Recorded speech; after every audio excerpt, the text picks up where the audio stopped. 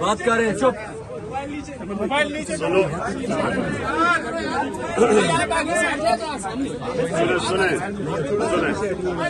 खामोशी। देखिए, एक मिनट चुप। अगर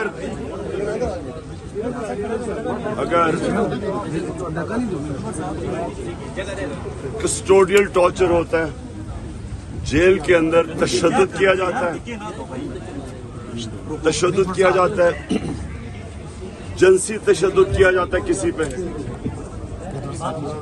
उसके ऊपर एक यूनिवर्सिटी प्रोफेसर, कोई दहशतगर्द नहीं, कोई कातिल नहीं, उसके ऊपर